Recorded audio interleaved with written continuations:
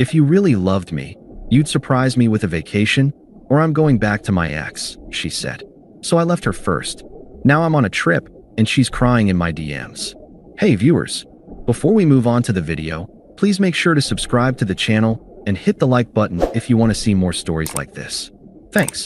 I don't know exactly when things shifted between me and Madison, but it wasn't all bad from the start.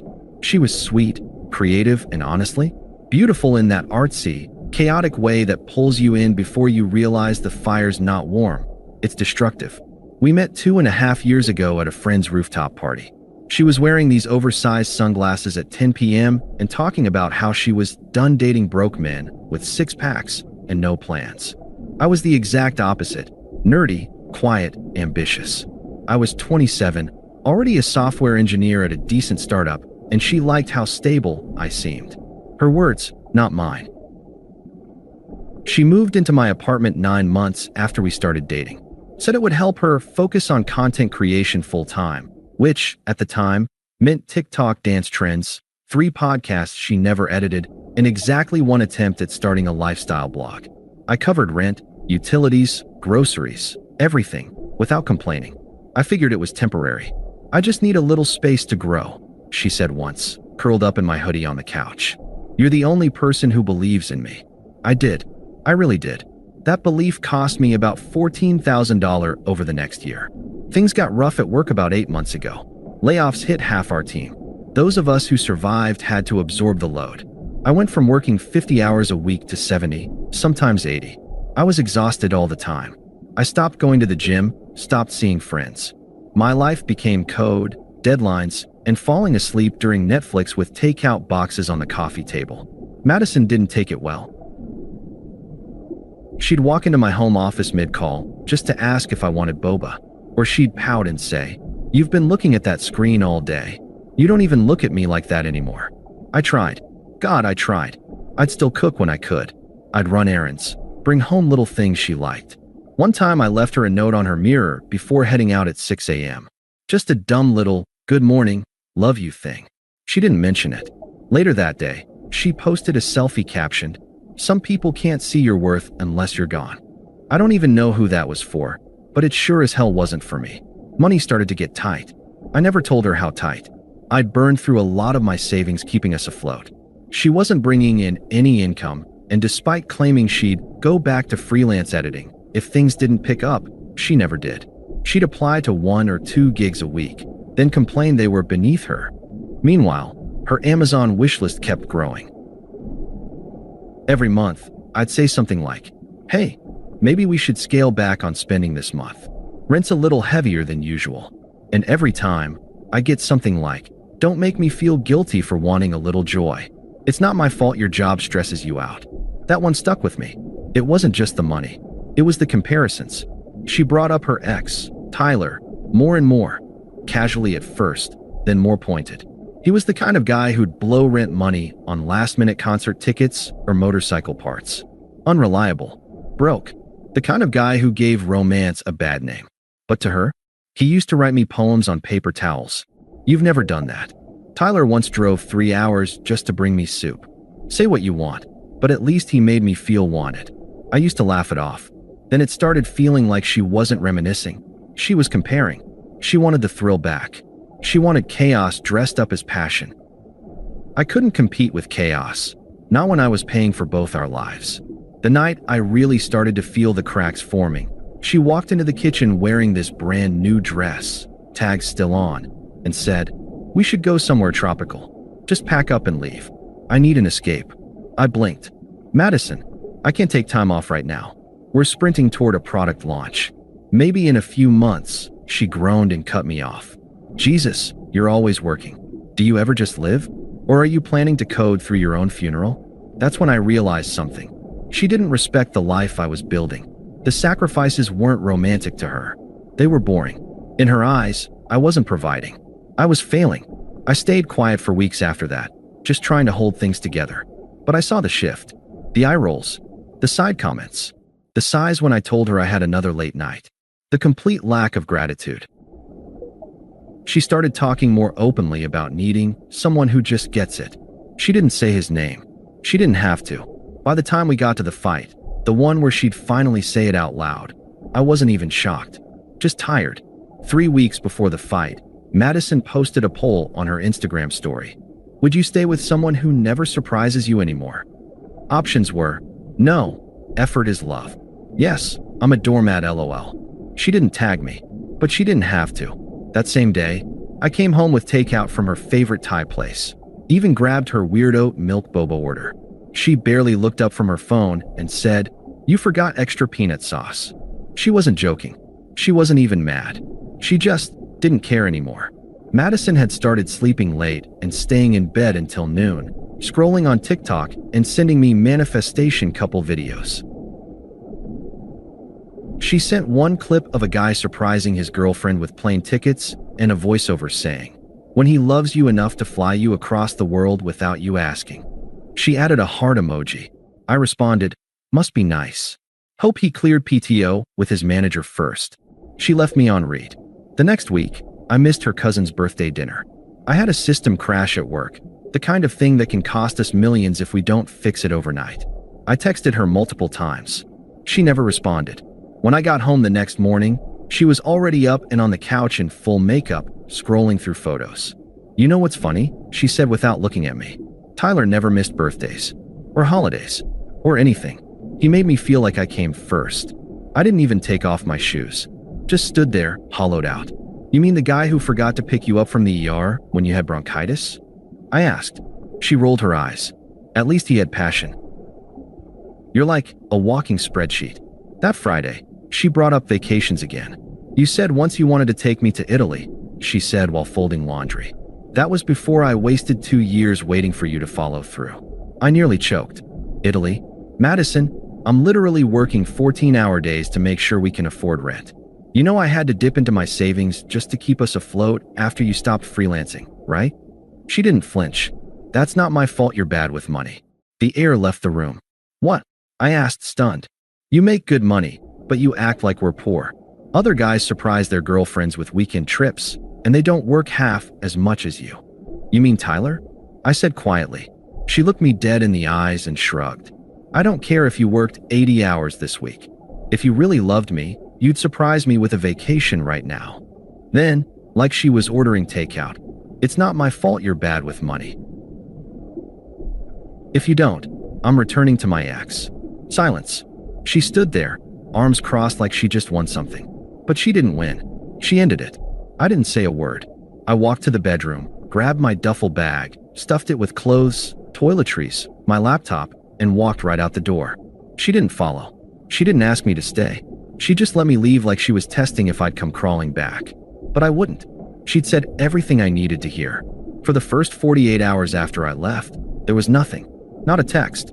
Not a call. Not even a passive-aggressive Instagram story. It was like she expected me to come crawling back, like this was just another fight in her head, and the silence was part of the game. But I wasn't playing anymore. I crashed at my coworker Eli's place that weekend. Told him I needed a few days. I didn't say much else, and he didn't push. He handed me a beer, tossed a pillow on the couch, and let me be. The next morning, I slept till 11 a.m. for the first time in months. And when I woke up, I didn't miss her. I missed my bed, my books, the quiet routine I used to have. Before every day became a performance for someone who thought love meant grand gestures and TikToks instead of rent, loyalty, and late-night grocery runs. But I didn't miss her.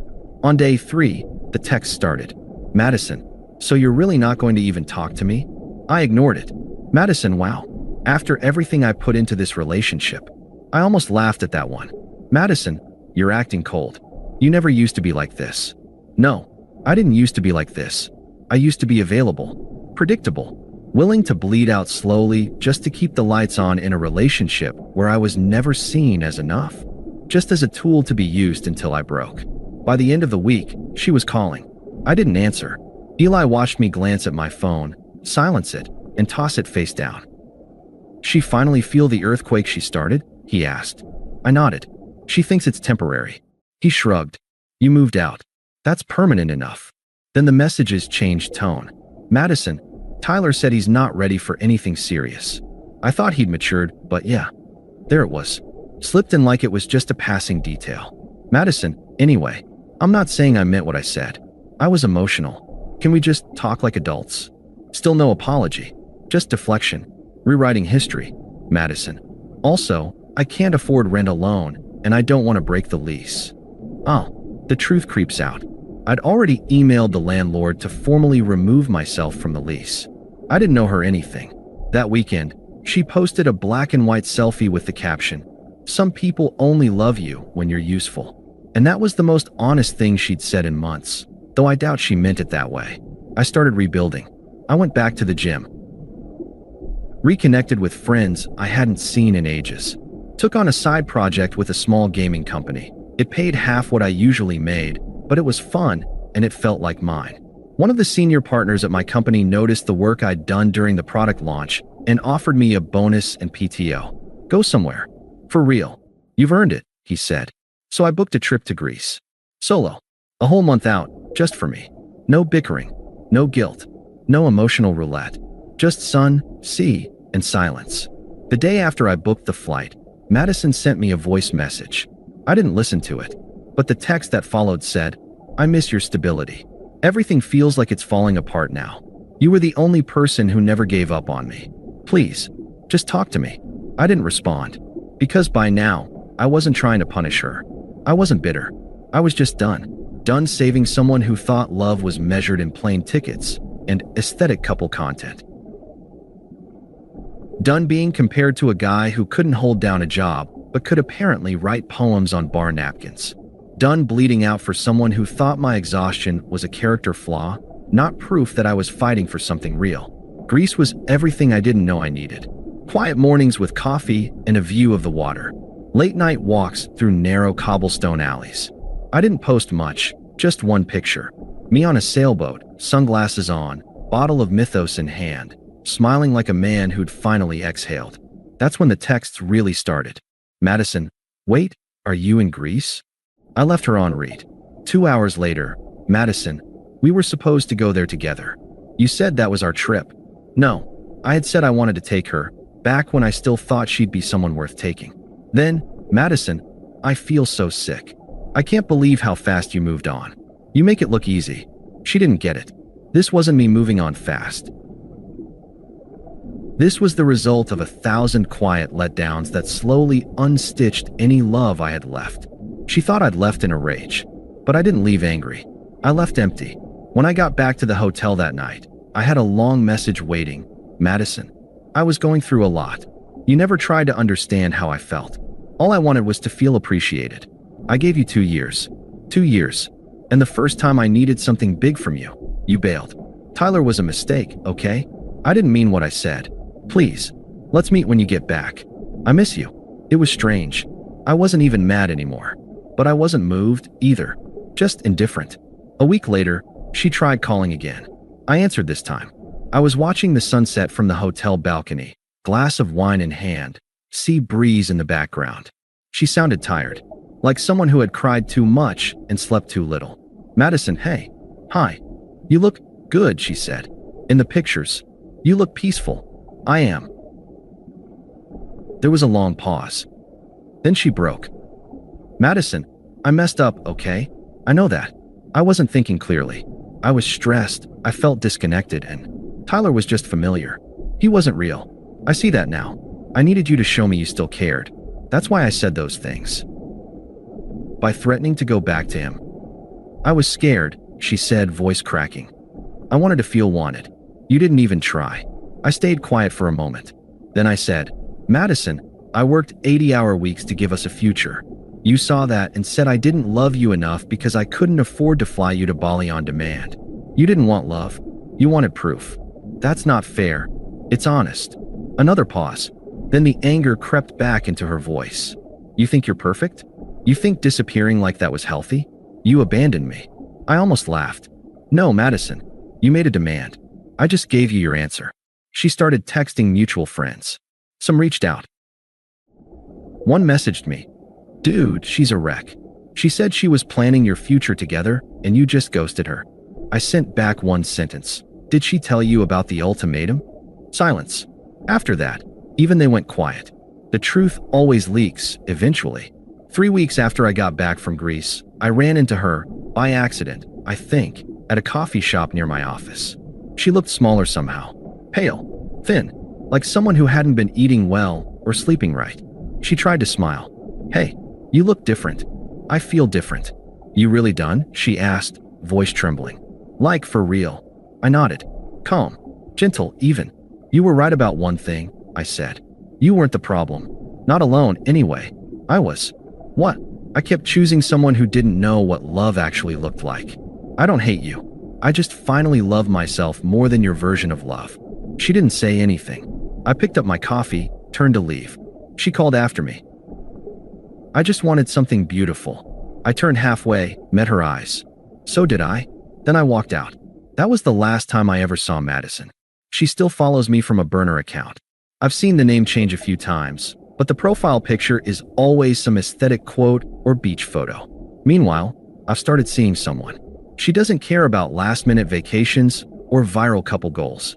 She gets excited when I finish work on time. She calls dinner at home cozy. She thanks me for showing up. And she doesn't think love needs proof. It just needs presence. Madison will probably keep chasing sparkles and spectacle, confusing chaos for romance. But me? I finally know the difference. And I'm never going back. Thanks for watching. Make sure to subscribe to the channel and hit the like button. What do you think about this story? Share it in the comments.